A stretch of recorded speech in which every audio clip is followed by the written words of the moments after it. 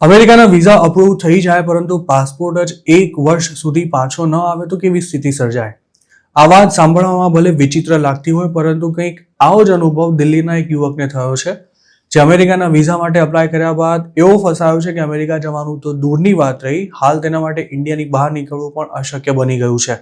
આ વ્યક્તિ પાસે પાસપોર્ટ છે પરંતુ વિઝા ઇન્ટરવ્યૂ દરમિયાન તેનો પાસપોર્ટ જમા કરી લેવાયો હતો અને તેને એમ હતું કે 15-20 દિવસમાં જ વિઝા સ્ટીકર લાગેલો પાસપોર્ટ ઘરે આવી જશે, પરંતુ તે વાતને 1 વર્ષથી વધુનો સમય વીતી ગયો છે અને હજુ સુધી તેનો પાસપોર્ટ પાછો નથી આવ્યો.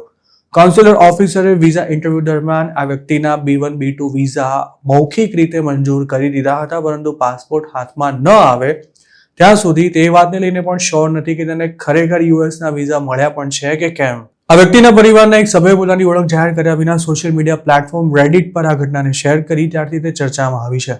તેમાં એવું લખવામાં આવ્યું હતું કે 2024માં તેમના બહેન અને બનેવીએ B1 B2 વિઝા માટે એપ્લિકેશન કરી હતી, જેના માટે મે 2024માં તેમણે દિલ્હી સ્થિત કોન્સ્યુલર ઓફિસમાં ઇન્ટરવ્યૂ પણ આપ્યો હતો અને આ ઇન્ટરવ્યૂ બાદ ઓફિસરે જણાવ્યું હતું કે તેમના વિઝા અપ્રૂવ થઈ ગયા છે.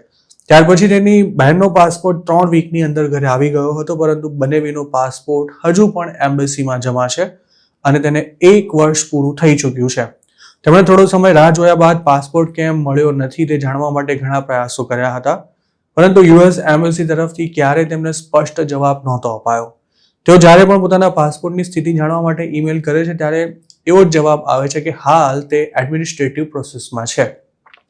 એમ્બેસી દ્વારા અપાતા જવાબમાં એવી કોઈ જ ટાઈમલાઈન આપવામાં નથી આવતી કે પાસપોર્ટ કેટલા સમયમાં પાછો આવશે અને સાથે જ બીજી કોઈ સ્પષ્ટતા પણ ઈમેલમાં નથી હોતી. અમેરિકન વિઝા મેળવવા માટે કરવામાં આવેલી કોઈ એપ્લિકેશનનો જ્યારે વધારે રિવ્યૂ કરવાનો હોય ત્યારે યુએસ કોન્સ્યુલેટ દ્વારા એડમિનિસ્ટ્રેટિવ પ્રોસેસિંગ એક સ્ટાન્ડર્ડ શબ્દ તરીકે ઉપયોગમાં લેવામાં આવે છે.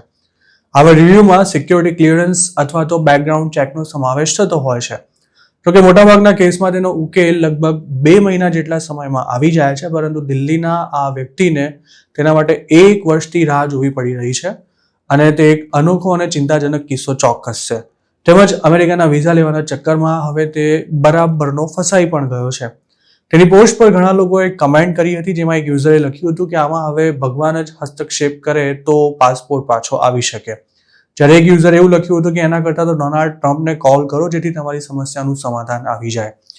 અન્ય એક યુઝરે એવું લખ્યું હતું કે તેનો પણ પાસપોર્ટ આ જ રીતે જમા થઈ ગયો હતો, જે તેણે ગમે તેમ કરીને કઢાવી લીધો હતો, પરંતુ બાદમાં તેને 214B એટલે કે વિઝા અપ્રૂવ ન થયાની નોટિસ ફટકારવામાં આવી હતી.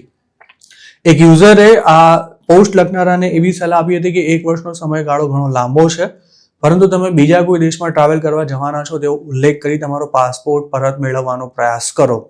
અને એક યુઝરે તેને એવી સલાહ આપી હતી કે કોન્સ્યુલર અથવા એમ્બેસેડરને આ અંગે જાણ કરો.